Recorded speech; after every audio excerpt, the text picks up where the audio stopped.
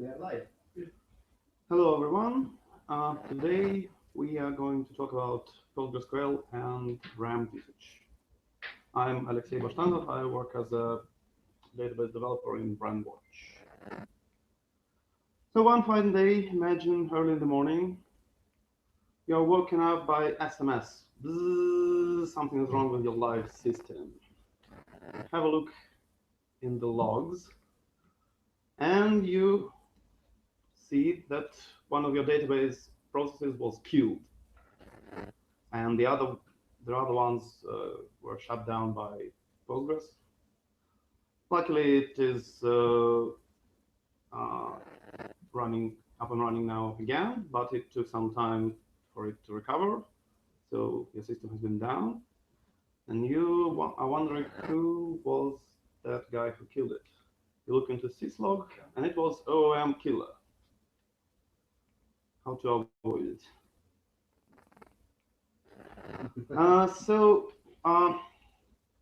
First we are going to discuss a bit of Postgres internals, just a brief outline of what are the PostgreSQL server processes, then what of them use match RAM and why, then how do queries you run affect the way Postgres consumes RAM.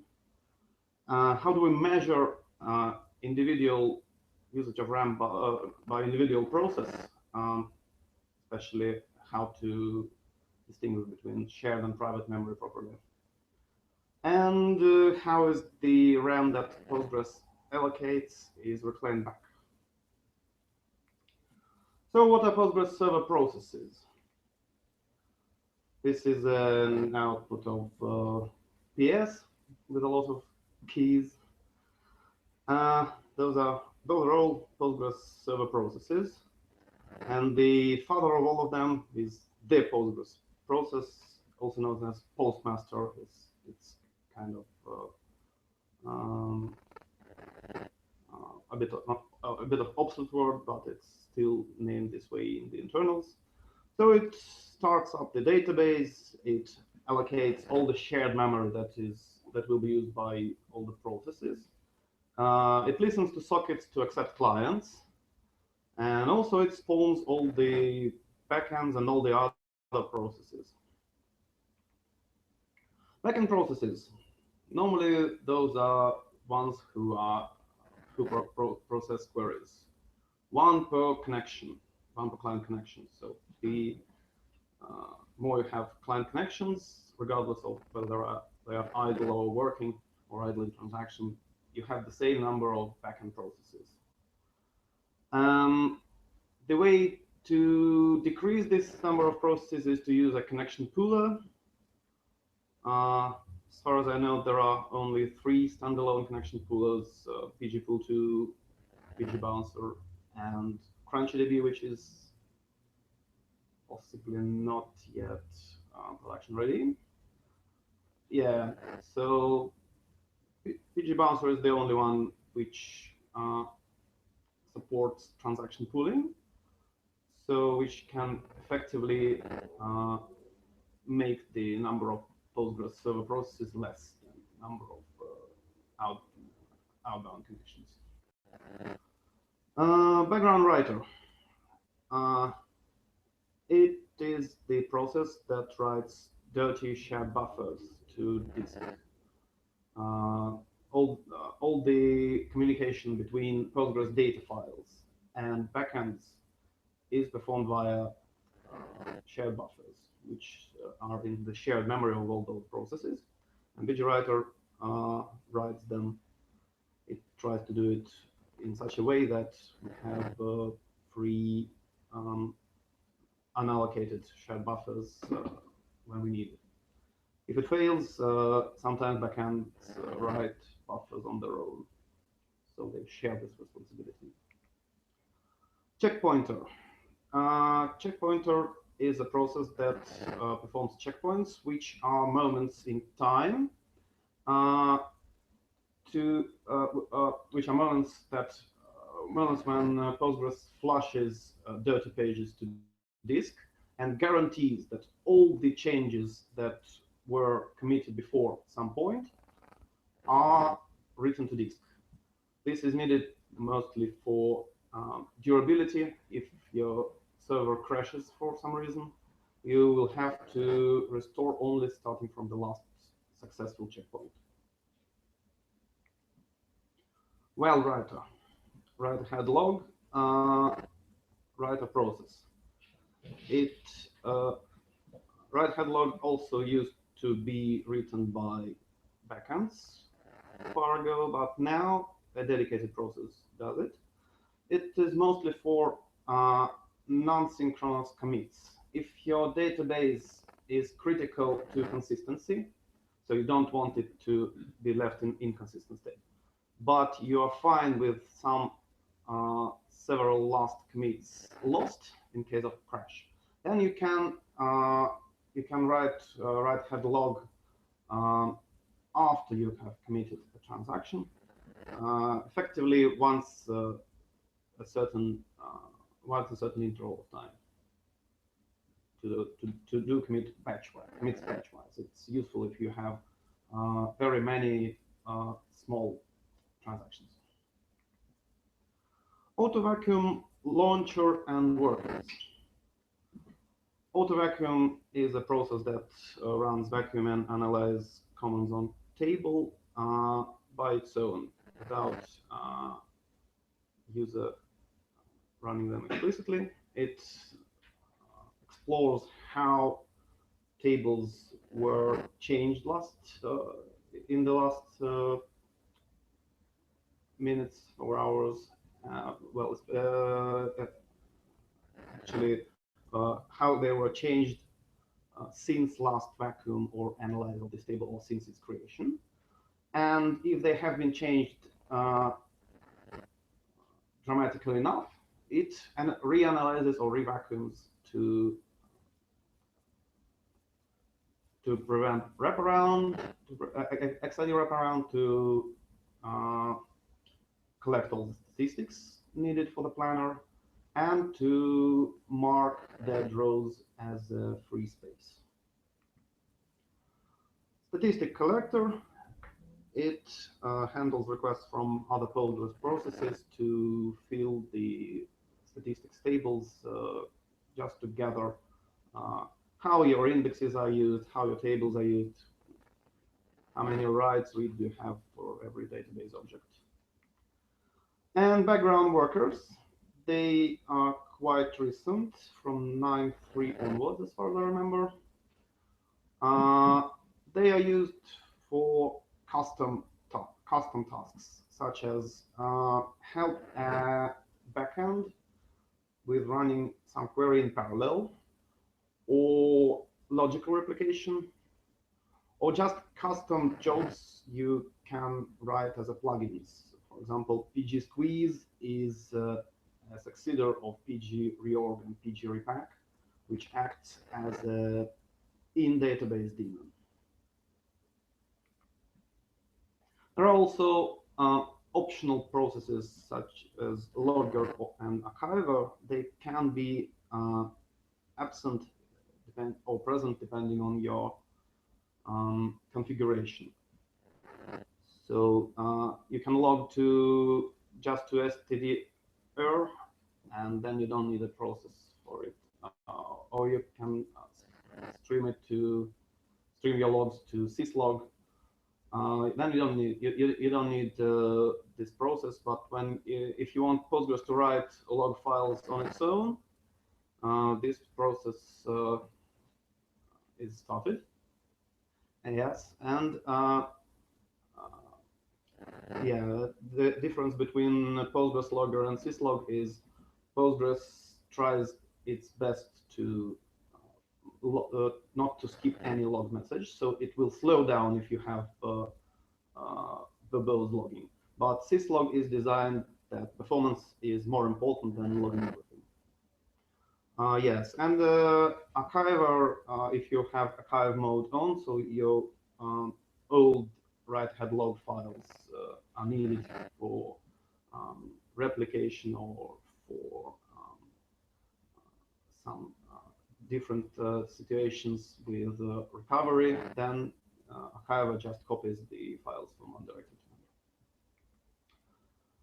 What of them use much RAM? Definitely not all of them. So first of all, shared memory. Shared memory is allocated by the root process, and it is accessible by all the Postgres server processes. It can be quite large, but its amount is fixed. So it's up to the DBA how much it is.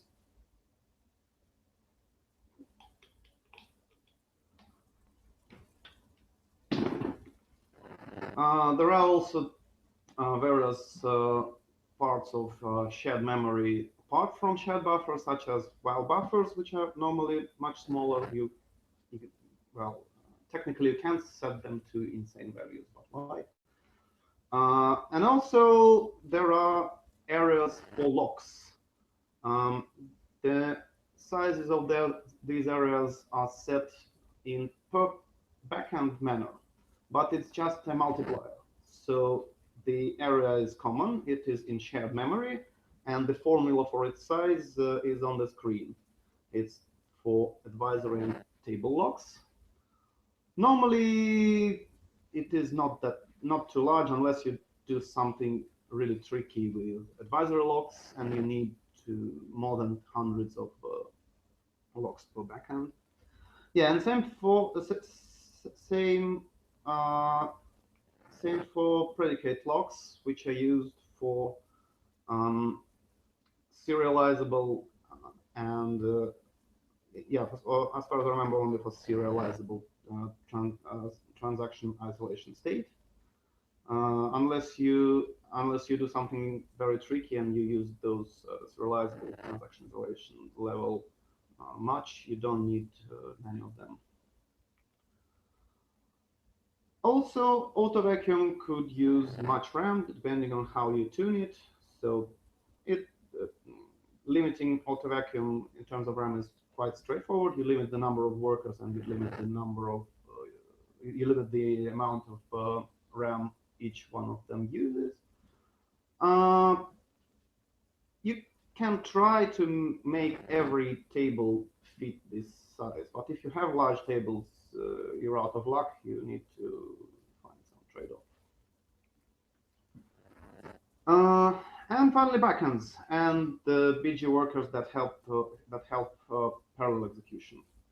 Those are the most interesting, the most tricky, the most dangerous, because they allocate and reclaim memory. They spawn and they die when connections are established and closed. There is a workman parameter, and it's a common myth that it limits the amount of RAM used per backend. It's not true. It's not per backend. It's not per statement, not per query. It's per operation. And operation is normally something like a node in explain in the output of explain command in explain plan. And also, even for a single operation, it doesn't work reliably. So actually, what queries require RAM? Require much RAM? What queries can make your server in shortage of RAM? Each query has an execution plan. So we can ask another question, which is the same. What plan nodes can be memory hungry, right? Not exactly, because also we need to keep in mind that there could be many nodes. So there might be as many nodes that each individual will be okay, but there will be hundreds of thousands of them in certain situations. Anyway, what nodes might require much RAM? I have classified the nodes, not all of them, but well, the most popular ones, into three groups. The first is the nodes that act like a stream, that accept small amount of a small number of rows, process them, and throw them to upstream nodes or to the client. They are not likely to allocate much memory because they don't process many rows at the same time. Sequential scan, index scan, they all return rows one by one. Nested loop, merge join, they try not to accumulate any data inside. Append and merge append, the merge append is the union of two sorted plans that produce a sorted plan. So it's a merge. Append is just a union all. Unique of a sorted input, it also does only one scan. Sounds safe? Not exactly. Even a single value can be up to 1 GB. So you can produce a single row that will screw up your database. Yeah, so, well, it isn't necessarily a stupid example like this where you just repeat a letter 1 billion times. It could be a long array or something like this. The next group of nodes, I call them controlled ones. Those are the ones that benefit from large amount of RAM. They obey the work mem parameter, and they have some kind of a fallback behavior in case they suddenly or in a planned fashion turn out to want to store more data than work mem allows them. So sort can be switched from quick sort in memory to sort on disk, to merge sort on disk on the fly, depending on how much data arrives. Same for CTE and materialized nodes. They use temporary files if they are in shortage of RAM. And also if you use aggregate functions and they are processed using group aggregation, so normally something like sort plus group or getting sorted set from index and then group aggregate. They also can use temporary files. You can run out of disk space, especially if your disk is fast, if it's not exactly a disk but an SSD or NVMe, fast storage cards. Yeah, also there are two more nodes that I can call controlled. Bitmap scan, bitmap index scan. When it has enough RAM, the exact bitmap scan algorithm is used. So for every row that matches the conditions, the page number and the position within the page is saved, and then for each page we get the rows from this page and return them to client. No recheck is needed. If we don't have memory to store all the addresses of all the rows, then we have to fall back to lossy bitmap scan. We just remember what pages may and what may not contain the rows that can be useful to us, and we need to check all of them for the condition when we are fetching them from the heap of the table. Hash join. Hash join normally switches to batch-wide processing. So if you have a large inner relation to hash, then it's divided into parts, hashed separately, and matched against the outer relation, and the outer relation is being rescanned. But there is one problem. Yeah, there is one problem with it. We'll discuss it a bit later. Yeah, so unsafe nodes. Hash aggregation is definitely highly unsafe. Engineers that develop Postgres are discussing it for years, how to make hash aggregation limited by memory. It's not easy because hash aggregation can use custom aggregate functions, and Postgres doesn't know how much state data are there in those custom functions. There could be quite a few of them. Also, hashed subplan is quite an unsafe thing.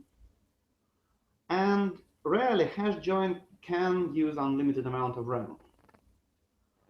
Optimizer avoids all those situations. It tries to estimate the number of rows processed by certain nodes and disallow those nodes if they are not likely to cope with this amount of data. But it often can misestimate the number of rows, especially if it's not the number of rows from a table, but from a, from some downstream nodes that can contain some sophisticated expressions. Nobody knows how selective are they, how restrictive are they. Yeah, so how to make the estimates wrong? A short a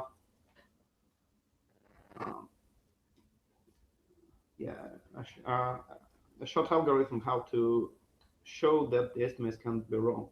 You create a table, you fill it by a large number of rows, say 10 million of them, then you analyze it, and then you add smaller amount of rows such that auto-analyze won't start because the relative change in the table is small. But the new rows are all with 1 in the first column, the old ones are all in 0. And after this, if you select the rows that have 1 in the column A, Postgres doesn't know about those rows at all. It estimates their number as 1 just because it doesn't like to estimate anything as 0. But in fact, there could be quite a few of them. Yeah. Hash subplan. Hash subplan is mostly used in and not in conditions. Not in is the most dangerous because if you have an in condition and your inner relation grows larger than workmel, then it switches to join algorithms such as hash join or merge join or nested loop. Well, especially hash and merge join are useful. But if you have not in condition, then your hash subplan node that is on the screen, it is substituted by a simply subplan node, which is essentially a nested loop without, well, it will check every single row against every single row from the outer relation, so it's very slow. Yeah, anyway, imagine the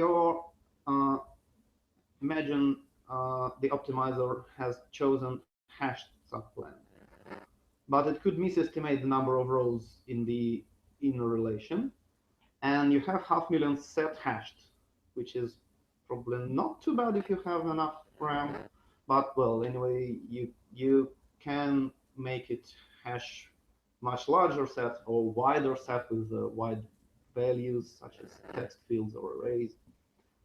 Yeah, and the other problem is partitioned tables.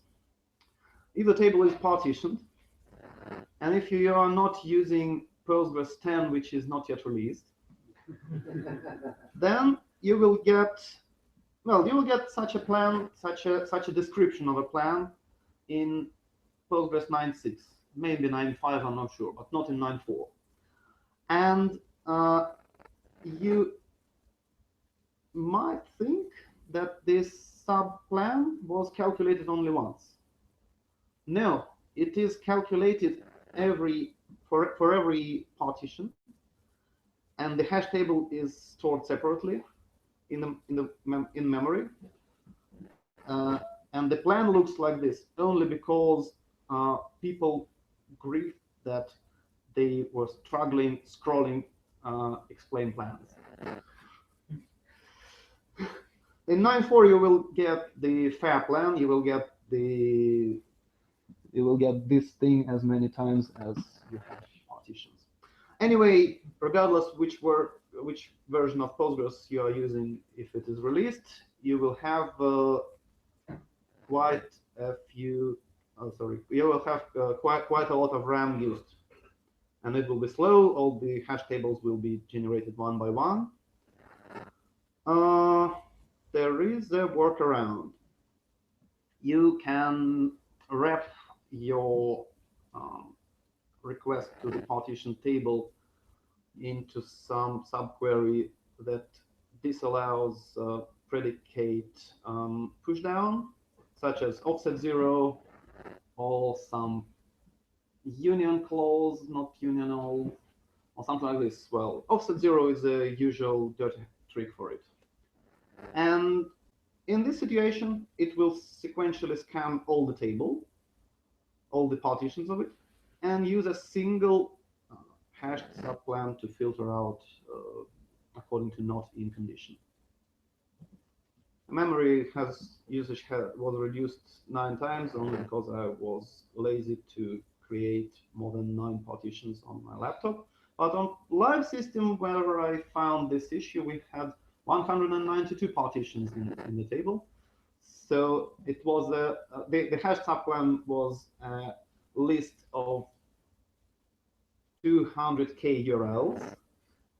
So we had to hash this set, and to do it 192 times. It was tens or even hundreds of gigs of RAM. Yeah, hash aggregation. Hash aggregation is really dangerous because it sometimes uses very random estimations on how many distinct values do you have after you aggregate. In fact, if it doesn't know, it says 200. Why not? And 200 is normally okay for most of the settings of Workman, especially if your rows are not too wide and your aggregation functions are not too sophisticated. So yeah, it can use several gigs of RAM like a piece of cake.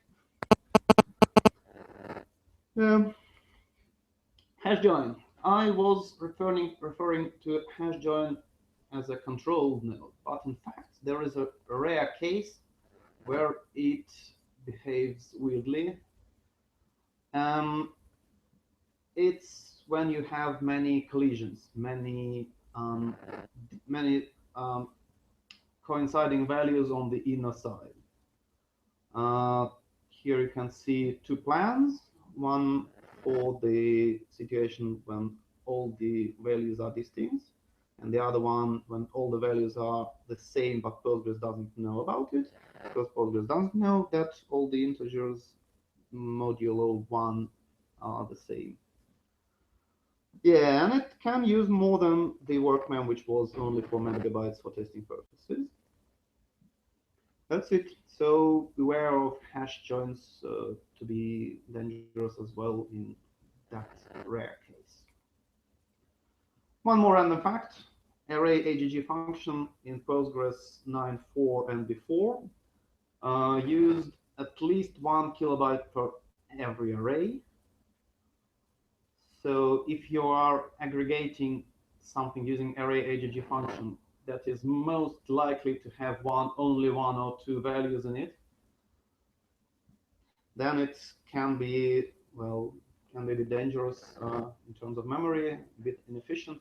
And a custom function called array AGG distinct, it's from count distinct extension, can be even faster than array AGG because it uses memory more sanely, despite it performs the distinctifications. So we don't have overhead of it, we have benefit from it. If we, for example, if we don't care about it, if we anyway know that our array values come from a primary key and they are all distinct, we can choose between those functions just in terms of performance. How do we measure the amount of RAM used? Top, PS, maybe HTOP, ATOP. Everyone has a favorite one. They are not very convenient because they show private and shared memory together. Some of them can show shared memory, but as far as I know, none of them can show private memory only.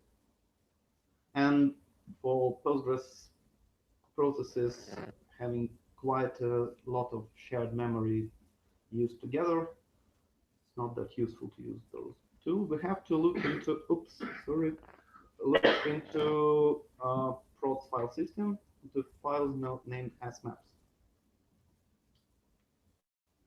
They look like this. And private dirty and PSS lines are of our interest. So this part of this of a Postgres backend file looks like a part of shared buffers.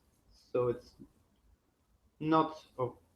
Sorry, the clicker clicked twice. This part is a private page, so it's memory allocated by a backend itself. PSS and private dirty are the same and shared as 0. The other one is shared memory chunk. What is PSS? PSS is proportional set size. For each private chunk, it counts it as is. For a shared memory chunk, it divides it by the processes and assigns them the same share. An easy idea, quite straightforward, but it was it's nice because the sum of them is correct. It was added to Linux kernel in 2007 only, and I'm not aware of a task manager that can display it, but it would be extremely useful in my opinion. Anyway, for Postgres, we better count only private memory because shared memory is fixed and it is allocated on only a server startup. And this is a line to calculate it using SMAP files and some utilities for you even can get amount of private memory used by a backend from itself using SQL. Because if you are a super user in Postgres, you can perform shell commands. Yeah, and this way we can. It's a function that shows how much memory do I use. If you are not a super user, you can write a security defined function, grant the privileges to execute it, and you're safe. We know how Postgres allocates all this memory. We know when it allocates, when it needs it for different purposes. We have discussed it. How does it reclaim it? Sometimes this file, this SQL command to display the memory used by this same process it's issued from, shows not 5 kilobytes, not 5 megabytes, but, well, I've seen gigabytes of RAM. So you have a connection, a session. This session is not running any heavy command, any heavy query. And you ask how much RAM does it use, how much allocated memory does it have, and it says several gigs or several hundreds of megs. Why? Why? Does Postgres leak memory? Well, yes and no. We'll dive deep into this system to determine what leaks. Postgres C code is something like a very large framework for everything. They have inheritance, they have memory management, they have very sophisticated macros, and also they have memory, so-called memory contexts, groups of memory allocations to be easy to free them when they are all not needed. A kind of poor man's GC or poor man's destructor. Yeah, so they can be per row, per aggregate, per node, per query, per backend. So um, uh, they can relate to some object being processed, and when this object dies, when a row has been returned to the client, for example, or when a query is over, or when a backend is closed, yeah, then they free all this memory uh, without explicit call to free function. So they are all designed to free memory when it's safe too. And they do free it. I have checked it by debugging. Why free, not free? Because Postgres and the next layer, it uses memory allocator that optimizes free and malloc calls. It thinks that if you free some memory and then malloc it, it's an overhead, it's a system call. Don't do it, just keep it.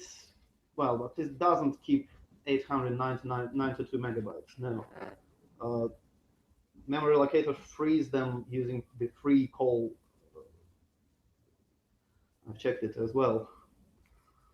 Why free call, not really free? Because Linux implementation of free uses two approaches to get memory. Either expand the heap or get a chunk of memory mapped. And it depends, it chooses between those two approaches depending on what size is requested. Large sizes are normally mapped, and small sizes are normally allocated in heap by expansion of it. And the heap is expanded but never decreased. The threshold for this decision is not fixed. It is 128 kilobytes in the beginning, so when the process has just started. But it adaptively can increase if, depending on the process behavior, on what chunks of memory it asks for, and those values, those threshold values, the initial one and the maximum one, can be changed by a call called malloc, or even by some environment variables. And it turned out that Postgres stopped this leaking behavior after I fixed it to 128 kilobytes. So it looks like Postgres allocates the memory for its hash maps by chunks that are larger than 128 kilobytes but smaller than 32 megabytes. And Linux adaptive algorithm finally comes to the point that all Postgres allocates those small chunks, but many of them, and Linux gives it to it from heap. Any questions? So how do you tune Linux for behaving correctly when reclaiming memory? I have run Postgres process with certain environment variables set. Okay, so you can force the operating system to work properly using. That's interesting. Yes, and the names of those environment variables are listed in malloc man page. It's a bit inconvenient that you have to run the Postgres process itself, not pgctl with those parameters, because pgctl doesn't transfer environment state to Postgres. Oh. But still doable. Another question about the all these crazy scattering. Did you find any advantage using the huge memory, huge pages? I did not investigate it, sorry. is this memory allocated to the backend that serves the requests? Sorry, say again? Is the memory that you're talking about that's leaking allocated to the backend? Yes, yes. So if you use a connection pooler, can that backend serve indefinitely? Yes, the problem with connection pooling is that those they don't tend to reclaim because they rarely die. For example, PG Bouncer in transaction pooling mode and with default configuration, it has a lifetime for a backend, I think, of an hour. 1 hour. Yeah. 1 hour, and also it uses round-robin fashion to pick which backend to use. So, well, if it used last recently used, it would be nice for some backends having, well, some backends expanding to some size, and to this kind of leaked memory, it can be reused for further queries. The problem is that if you have 100 connections and each one has run a heavy query once and then is running small ones, and you have each of those 100 connections spent the amount of memory used for the large one because it did not reclaim. Yeah, so it would be a really nice improvement to PG Bouncer to have a command that says, please renew all the backends as soon as possible. So don't stop the running queries, but every backend, please terminate it and connect once again when the query is over. But they don't have such a thing. They have a pause and suspend and resume things to upgrade Postgres transparently, but not this simple thing. I have something to say, but yes, I tried it. It failed miserably. Using pause and resume. Okay. It's not. Yes, it works on busy servers. Okay. I had some issues. So we fall back on the old downtime fashion. Anyway.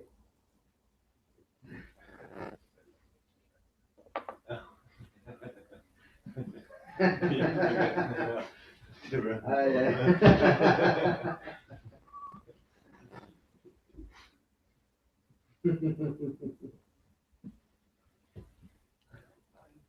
Not happy with your laptop. Sorry? Not happy with your laptop. It's not from this laptop, it's from the previous one, which has died, and probably this kind of memory costs more than every single part of this dead laptop. It's quite a rare thing because it's a large amount for the DR2. Yeah, I decided to go for 16 gigabytes on this one. Is it DDR2 one? I think it's DDR3. Yes, but DDR2 4+4 is the maximum you can get.